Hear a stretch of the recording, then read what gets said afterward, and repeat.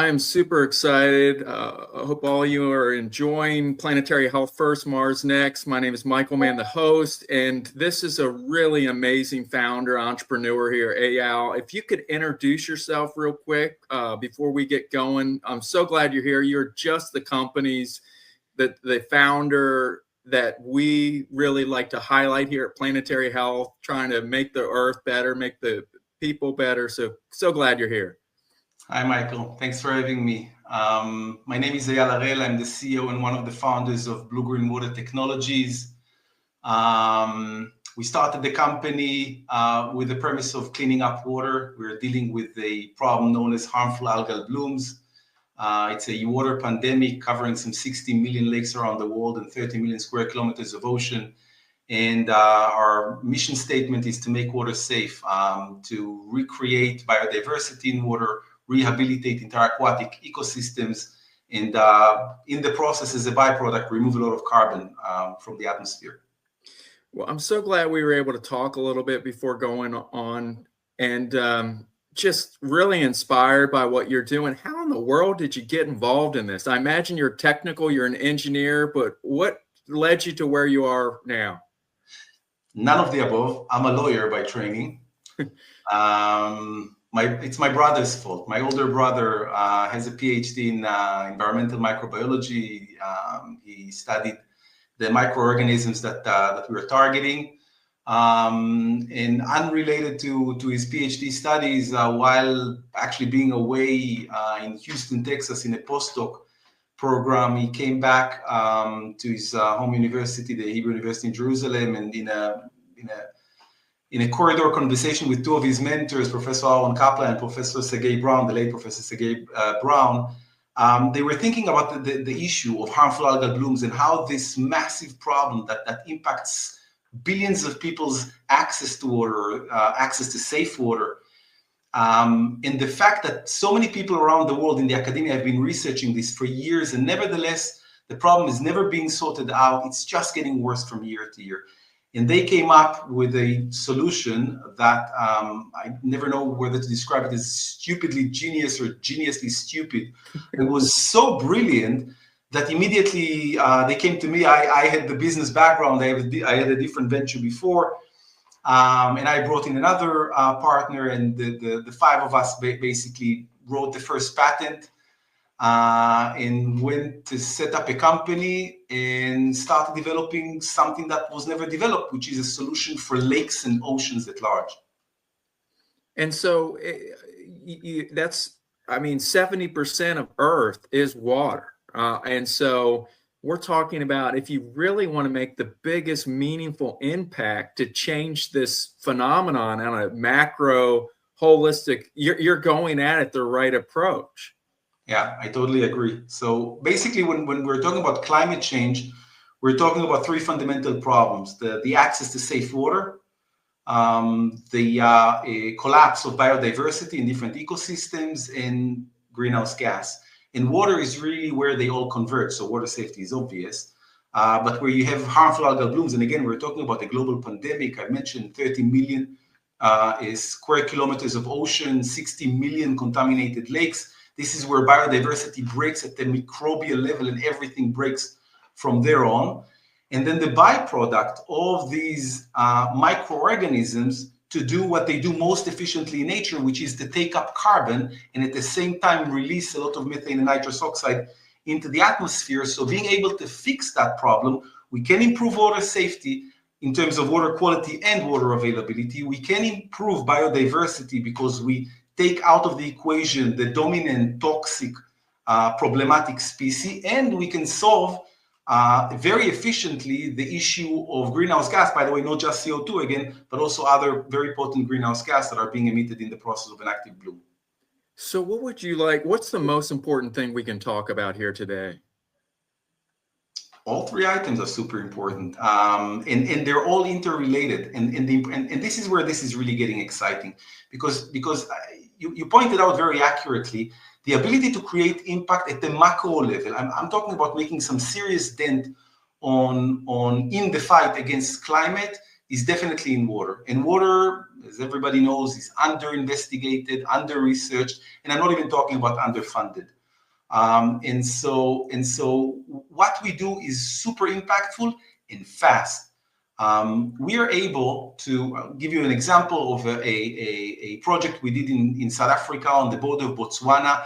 It's a 4 square kilometer lake, drinking water source of a 500,000 people city, Mahikeng. It's the capital of Northwest Province in South Africa.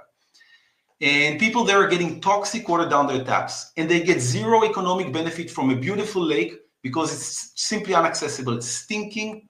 There's nothing in the water. There's a few, half-dead fish in the water. And generally speaking, it's a catastrophic situation. It's a textbook dead aquatic zone. And we were able, in the course of 3 days, to rehabilitate the entire aquatic ecosystems, and it remained healthy for the next 4 years after treatment. This was done in 2021. And that has nothing to do, at this point, with the treatment itself. It's simply when you give nature a fighting chance, and this is absolutely amazing to see it in real time. When you give nature a fighting chance, it can fix itself really, really quickly. What we do in a matter of hours is we create conditions that cause the entire toxic population in the water to collapse.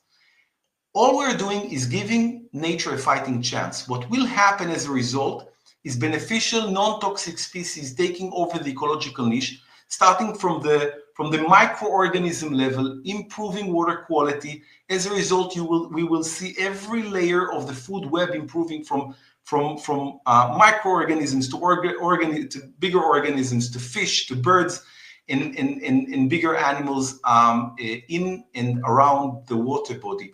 And that takes weeks to months. And the reason why the lake doesn't regress back to unhealthy conditions is not because we're still there, because the product we put in the water basically dissolved within hours from treatment.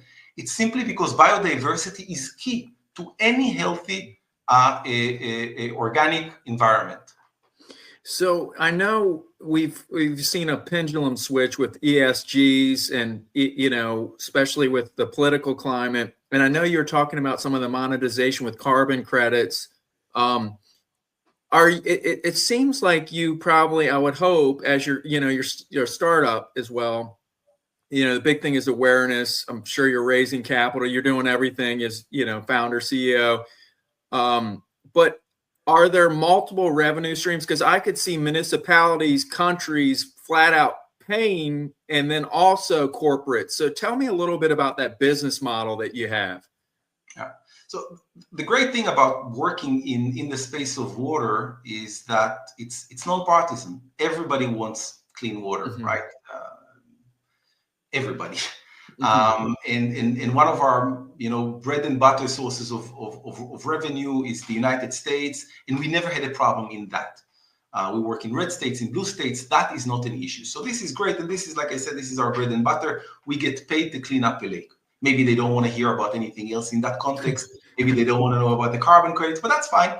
As long as we get to clean up water, we're happy.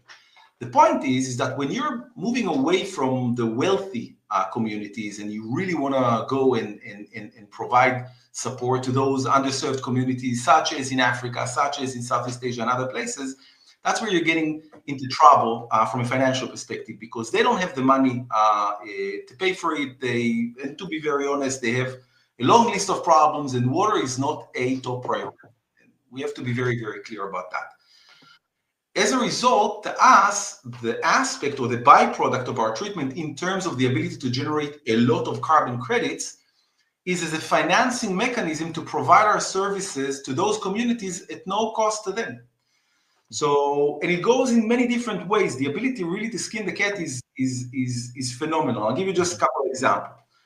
One aspect, is to go to the corporate world through their sustainability programs and corporate social responsibility, or to the big foundations, engage in some kind of a project in a rural community, provide them the clean water that they need, and get paid through those programs. And this is very, very straightforward. This is something that the world knows how to do, generally speaking. Another way to do it is to basically go to these communities, tell them we're going to solve your problem, it's going to cost you nothing. All we're going to do is harvest the carbon credits that we can generate in the process and go sell them to B2B, sell them to the corporate world that wants to achieve their net zero climate goals, and get funded in that way. Another way is, under Article 6, if we're now diving a little bit more into the climate world, and under Article 6.2, we can actually come to government and say, hey, you have a liability in the form of a contaminated lake. We can turn it into an asset. Because if you have an agreement signed with another country from normally the global north that is willing to buy carbon credits generated locally, we can actually use that as a maneuver in order to clean up all your lakes as far as I'm concerned. If we know that we have a buyer at the end of this thing through a global north country that will pay you, the local government, all those fees against those carbon credits. So we can actually turn a liability into an asset. I love this. And it just might help that you're an attorney trying to do all this. So your corporate or your law degree's coming in handy. So you thank mom and dad for that one, right? That's always good. Yeah. Well, I would love to learn more about this vision for your company. Obviously, you're out of Israel, you're global, that's clear. Like, where are you on a scale? Where would you like to be? Who would be the ideal investors, partners that you'd love to see if that happened? Like your dream list was to happen in the next 6 months to whatever. Right. So, well, if we start from the fundamentals, I always joke, but it's not a funny one. That as a young and small company, I used to go to investors and tell them that BlueGreen is at the tip of the spear, and behind us there's no stick, only to see them running away screaming. There were no comparables, no addressable market, nothing. All the good stuff that investors like seeing. Mm-hmm. It was always very, very difficult. On the other end, the damn thing worked. It worked better than we could imagine.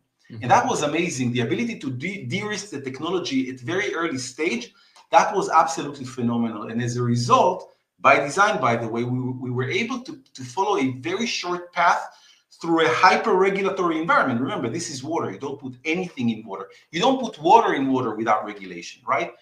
And yet we were able to achieve the highest levels of certification and regulation in fairly short period of time. We were in the market within 4 years from incorporation. So we were in a situation that even though, we weren't, swimming in money and we didn't have any fancy investors or anything like that, we were always viable. This company was never going to go bankrupt because there was always a need for what we were doing. Mm-hmm.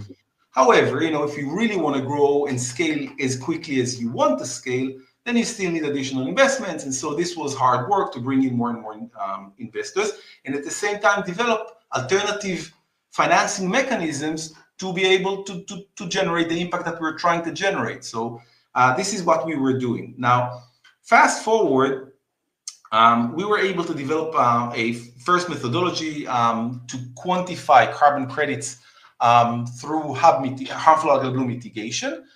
And we started expanding on this. So now we're working with multiple registries, registering more elaborate, more accurate ways and means to quantify carbon credits. And at the same time, we're trying kind of to build a capacity, an organizational capacity to operate as quickly as possible and as big as possible. So working...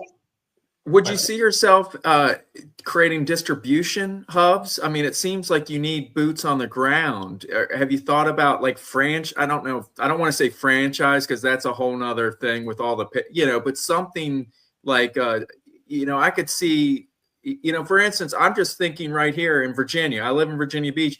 We have a man-made dam that, and I don't want to get but they need your solution. And we've had all these different problems, and most of it, I hate to say it, it's these Americans want green yards at all costs. And, the fertilizer then runs off and you get all this crazy out. They need your solution. Yeah. So it's actually easier than that. Our ability to operate in different, even remote places under the most difficult conditions is quite simple because the product itself is really easy to apply. So we can manufacture it locally, we can manufacture it somewhere else and ship it. The application itself is super, super simple. I'll give you an extreme example. We treated a 14 square kilometers, that would be in acres, 4,000 acres. In China, in Yueyang, that's 120 kilometers from Wuhan, ground zero COVID. This is June 2020, okay? The world is in a complete shutdown and a complete collapse. And we are about to treat a lake that is 120 kilometers from ground zero COVID, right? Nobody is in or out China. We're not going there or anything like that. We treated that lake through a Zoom call with local people, applying according to our instructions, us operating and controlling their application literally from space in real time and generating amazing results within 24 hours. So the ability to find the local workforce and educate them, it's a very, very short learning curve on the treatment and support the treatment in terms of monitoring from space is quite easy. So expanding is not an issue. What is difficult is, the most difficult aspect is to get the support of the local government. Remember, this is water, and you don't do anything in water without the regulators saying that you're allowed to do it. This is very, very clear, and it doesn't matter where it is. I can give you an example. In real time right now, we are working with Sri Lanka to get their approval to start working in the country. And Sri Lanka, is not exactly a first world country, and they have their own issues and their own problems and huge water quality issues. And even there, they won't allow us to do anything without qualifying our product, the chemistry, doing a small pilot and a bigger pilot, and so on. So this is, if we're talking about lead time, there's some serious damage on the side of the fight against climate change, then it's very important to cultivate those relationships with governments at large. And one of the things we're trying to do in order to achieve that is we're launching next month a campaign. We call it Clean Water, Cool Planet, for the obvious connection I just mentioned. And the purpose we're doing this is we're trying to build a coalition to bring together governments, corporates, and NGOs, all the stakeholders I can get my hands on, to start cultivating these relationships with the governments and with the local communities. It's very important to have a buy-in from the local communities. We do town hall meetings where needed. People want to know that you don't poison their water bodies for all the right reasons. And so it's very, very important to get everybody to buy into the solution. But once you have that, then the ability to respond to a situation is very quickly. We can respond. We were called in Florida, for example, in emergency situations. Within 72 hours, we were on site, ready to deploy. And so if we are looking at the carbon markets and where they're going, and I'm putting aside, some background political noises right now, I think, generally speaking, the world would be very comfortable in agreeing that, give or take 2028 plus minus a year, the world is going to need a lot of carbon credits, and quickly. Because we're going to need 10 billion tons. Right now, we're barely able to generate hundreds of millions of them. So we're not even on, in the direction to be on target. And so if I want to be by 2028 plus minus 1 year able to support that demand, and I believe I can, I'll give you an example in just a moment, then I need to already now start cultivating those relationships all over the world. And the only way to do it is through local partners and boots in the ground. Well, I think, I would hope you're here with Virginia Beach and Virginia. I don't know why they don't have your solutions. There's a lot of swamp. I could imagine certain swamp that aren't, ocean, and there's got to be a company or solution needs to be doing what you're doing, and that's just there alone, so. The United States is a particular case. It's a case of a paying customer. It's not simple to get into the market, even though it's a huge market. Yeah. The reason is that, remember, this has never really been done. So there is no lake in the world, by the way, that has a budget item next to it that says to treat. And so this is something we need to overcome in terms of market education. But I would hope to be able to talk with you further more on this, because you don't create a newsletter podcast calling it Planetary Health First, Mars Next, and not want to do real good stuff like you're doing. And it's a matter of, everything is about finding there are some amazing solutions. And it sounds like you have on a practical level, because all we've been hearing about is AI. Well, geez, let's, and AI, that's for the monitoring. Yeah. Well, I'm sure there is something that you have on the platform on the back end which does that. We can cover that maybe. I don't know. But when I hear about, because I've always been troubled that we can't agree that we need clean air. I don't care if maybe ESG was an overreach and the way they were doing it, kind of funding's different, like the way they would give one company a higher rating than another company based on all the paperwork and unfortunately, if it's disingenuous, but in the reality is, from what I'm hearing, you really tackled we need water, we need it safe. And not only that, there's people that will pay directly for it because they need water. It's a necessity, just like oxygen, air, clean air. And then you have the other thing, which is this huge global mechanism with carbon exchange. And so I know a little bit about it, but from a solar, working with a family farm, I never knew before I started the family farm, no one knows where electrons come from. You don't know where electrons, it's no different than carbon credits. It's all contractual. And so we got 11 states in the United States, PGM, which is this big energy off taker. And whether it's solar, whether it's nuclear, in the end, everything's contractual. So I get what you're, not to the, it's your company, but the need for these marketplaces and then to solve real problems. So I really love this. Where should we go? We still have plenty of time to cover a lot in this conversation. So maybe it's worth pointing out for a second, and actually dovetailing on the aspect of climate at large and the issue of greenhouse gas, the real potential we have here, because remember, photosynthetic microorganisms, or cyanobacteria in particular, basically invented photosynthesis, right? They are the reason why trees are green, and they are responsible for 50% of the oxygen that we breathe right now, even though they make up 0.5% of the total plant material on Earth. That's how efficient they are.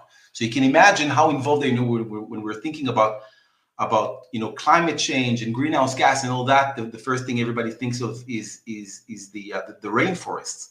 Way more efficient than rainforests. Way more efficient. And so you can imagine that their contribution to the solution is equally important.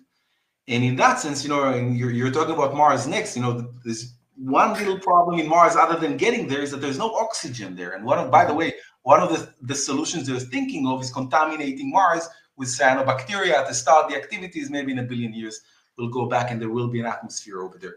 But until then, we need to deal with what we have here. These are the cards we have. And the best way to do it most efficiently is essentially piggybacking on natural processes. Mm-hmm. Now, cyanobacteria and generally speaking, microalgae have been developing these mechanisms for billions of years. They are doing it most efficiently in nature, hands down. And so when they now grow out of proportion, they are actually creating an opportunity for us to piggyback on their natural processes in order to reduce and remove a lot of carbon. Now, we did the first project in Utah about a year ago, where we treated a 500-acre lake. It was our first carbon project end-to-end. Mind you, it's, again, on the technology side, the remediation of the lake, there is no technological risk. We've done this 1,000 times, so this is not an issue, but we've never done a carbon project. And this is more complicated from a bureaucratical perspective. There are a lot of paperwork to be done, third parties that take samples, verifying, validating, certifying, complicated. So we wanted to do a first end-to-end project. And this was a contaminated lake in Utah, about an hour north of Salt Lake City. And we were able to turn a dead aquatic zone within 10 days into clean water. I mean, you can see this from space with a naked eye. And I can drop you the photos of the before and after. It's pretty cool. Yeah, I would love that afterwards. We do a newsletter. So after we publish this and get it out there, any resources or references that are really well and appropriate and correspond, please share with us. Brilliant. Now, the point is, it took us a couple of months, of course, to qualify the carbon credits. We were able to generate nearly 13,000 tons of CO2 equivalents. Now, if you compare it to 2023, this was the treatment was in September 25th, 2023. Now, if you compare, according to one of the resources, CDR.FYI, the total yield of the world of high quality carbon credits in the entirety of 2023 was less than 130,000 tons. We were able to generate 10% of that in a couple of hours on September 25th of that year. So when we're looking at the overall potential for carbon removal, and again, this is a byproduct of making water safe. My main motivation is to make water safe. But the byproduct means if you calculate how much carbon you can remove and reduce from the atmosphere through harmful algal bloom mitigation, we're talking about something in the range of 5 to 15 billion tons in fresh water alone, and in the dozens of billions of tons in the ocean per year.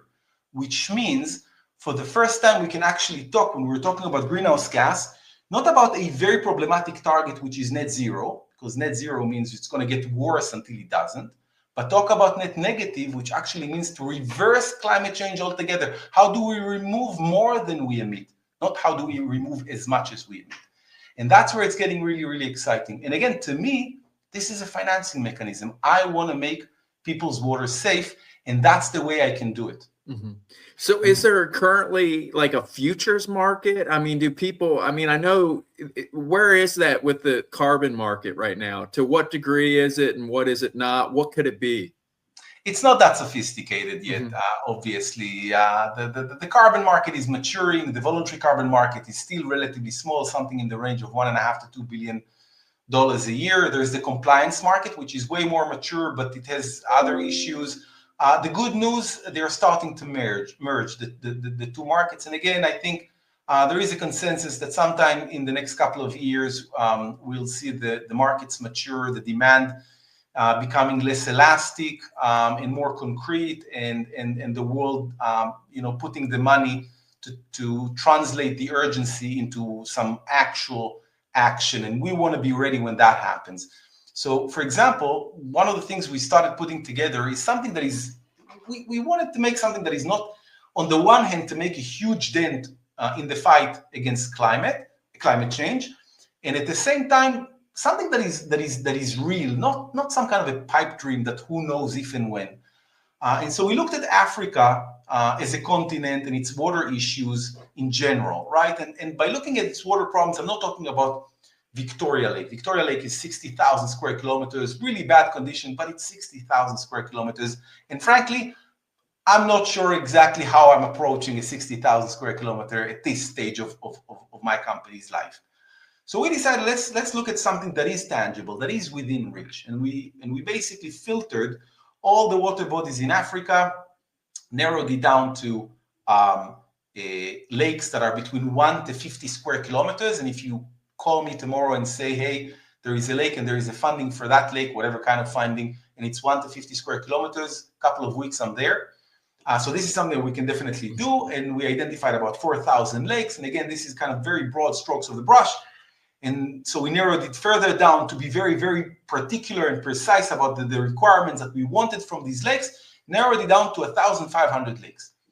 So if we're talking about 1,500 lakes, 1 to 50 square kilometers in Africa, we're able to fix the water of 150 million people in the continent, improve their water quality, water availability, and all the good stuff on the environmental side that come with clean water and biodiversity, and at the same time generate something in the range of 200 to 300 million tons of CO2 equivalents, or carbon credits. And that is basically doubling the total capacity of the world today to generate carbon credits. And this is something that, again, within reach, something that I can see between sites and say I can do that. So the question is, how do we get from here where we are today to the point where we actually have the relationships and the funding to do something like that? And when we put the money together and we're like, okay, how much is it going to cost? What does it mean to clean up the water to 150 million people in a continent? $1 billion. Pocket change in global terms, and the impact is just phenomenal. Yeah, talking about ROI, I mean, it's just breathtaking. It's exponential. What what do you think while we're coming towards the latter part of our conversation? Should we share more about some of the projects that you're doing, some of the projects that you'd like to do, any kind of right partners that you'd like to I mean, I think this awareness is really helpful, of course, as we discussed. Yeah, definitely. So again, we're starting a campaign. We're launching it next month. We call it Clean Water, Cool Planet for obvious reason, where we are calling for stakeholders to join forces, whether it's government, whether it's corporate or non-government, to help us start listing and prioritizing and cultivating the relationships with all these governments where it's most needed. We really want to be able to provide support to communities that need. We are doing as much as we can, but again, we're a small company, so our ability to create these relationships is quite limited. We need the boots on the ground to help, bridge the gap and identify those places, help us prioritize those places, put the funding for these places, whether it's because somebody wants to buy the carbon credits or they want to engage in corporate social responsibility. Some would call it biodiversity credits or water credits. It takes all the above, right? But if individuals, if organizations, if governments really want to be involved in something that is very, very meaningful, very, very tangible, and within a very short time frame, then this is the way to do it. And we can use every help that we can get. It's very interesting. I didn't even think about this prior to you coming on. My mother was very involved at an early age when I was younger as a social activist, I guess would be the best. Save the Bay, it's an organization. And, the Chesapeake Bay, a lot of that was totally dead. I could imagine only if they had your solution what that would be. So I hope that we can help facilitate, those are just critical. It seems like, of course, putting oysters, reharvesting oysters, which I'll eat a few like that, but, all these different wetlands and these natural things as well. But it seems like your solution can really so effectively be part of that as well. Right. I mean, even if you take the United States as an example, this is amazing how it's difficult to share information, right? I mean, we've been active since 2020 in multiple states, primarily today in Florida, in North Carolina, South Carolina, going into Maine, Maryland, other places. And yet, when we come to a new state, it's like a clean slate, Mm-hmm. You can't really bring, all your past work with you and say, hey, look at all that, talk to the other regulators, see what they think about this. You're basically starting from scratch.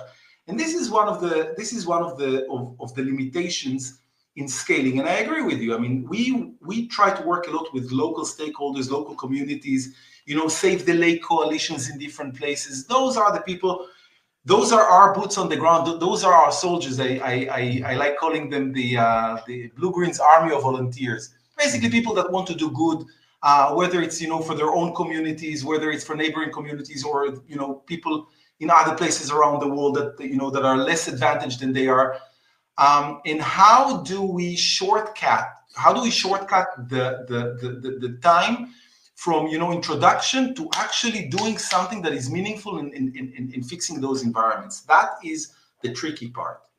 Yeah, I think of a lot of what sort of with my little experience with our solar project that, it's a permit of use. So it always helps. I don't know what the right term is, but probably it's a user case. Like if you're in North Carolina, it doesn't translate to Maryland, and maybe if you're in North Carolina and it's a county, doesn't translate to the other county. I hate to say it, but what is the right term I'm using that when you finally have some area that has a permit or sort of use case that they can then plug that in for others? You might know better than myself, but still having that doesn't help either, because it's almost like I liken it to in healthcare.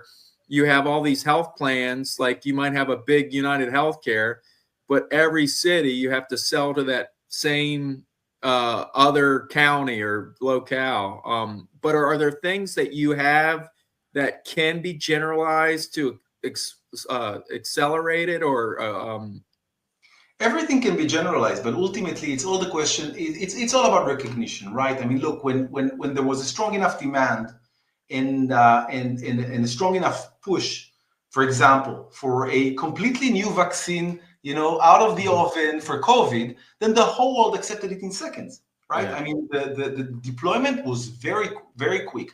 So it's a question of, do you trust those use cases? And in the COVID vaccines case, basically the whole world, although normally they don't do it, the whole world saying, okay, if the FDA says it's good enough for us, let's do this because we need it. Versus, everybody is in a business as usual mode. Nobody has ever done it. I'm not risking my job for not doing it or for not budgeting it. And let's take time, do its course. And if there's more pressure, then maybe I'll do it a little bit quicker. If there's less pressure, then I'll do it a little bit slower.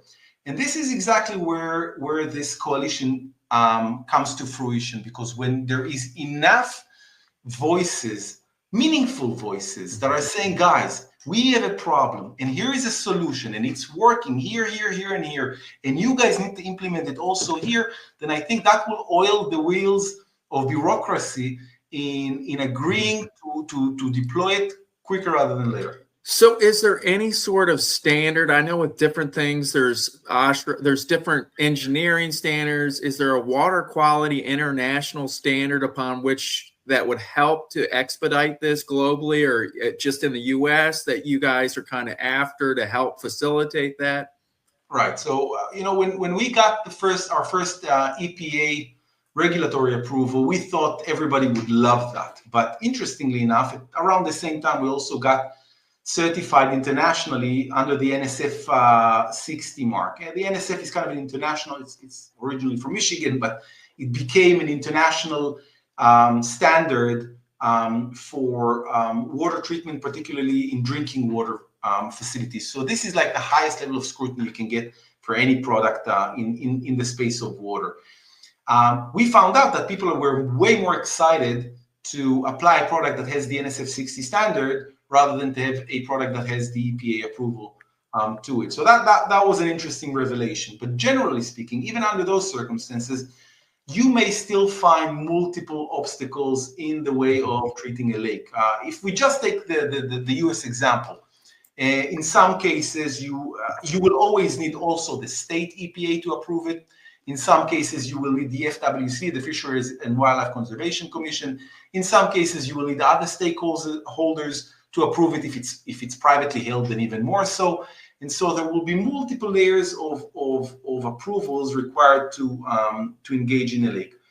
In some cases, it can be sooner rather than later. And again, it's all a question of how comfortable the local regulators are with your product. Having started to work in Florida in 2020, by today, our ability to respond to situations in Florida, and we already have established a very good relationship with the Department of Environmental Quality, the DEP, Department of Environmental Protection, and other agencies, the ability to operate in Florida is much better streamlined and much quicker. However, if I want to go somewhere else, then the process is much slower, and we can't rush it. So as we're wrapping up, what would you like our audience to know? How can we help you? Where can we find you? So first of all, our website is www.bluegreenwatertech.com. And everybody's very happy to share all the information we have. We're very, very transparent about what we do, how we do, where we do it. And we try to share a lot of information also on LinkedIn. You can follow me or our company. Generally speaking, it's very, very helpful if you can provide us some input and feedback, whether it is in the United States or outside. Like you said, I mean, there are people that are very active in local communities that they've never heard about what we do. We're very happy to come and support them. If they want to go and stand in front of the local regulator and suggest a new course of action to their contaminated lake, we're very happy to stand by them and have that conversation with the local regulator. Also to the international crowd, again, if you are involved, at the sustainability level of corporates, if you're working in NGOs, if you think water is relevant to you at any level, then contact us. We love cooperate with people anywhere around the world. We're active really across the world in many different countries. We started in Israel. We operate in the United States, in China, in South Africa, Ecuador, going now into Vietnam, Sri Lanka, other places, and we want to expand as much as possible. And local input is super valuable. So do contact us. Well, Eyal, it's been so awesome having you. This has been really inspiring, and thank you for doing everything you do. Thanks for having me. It's amazing.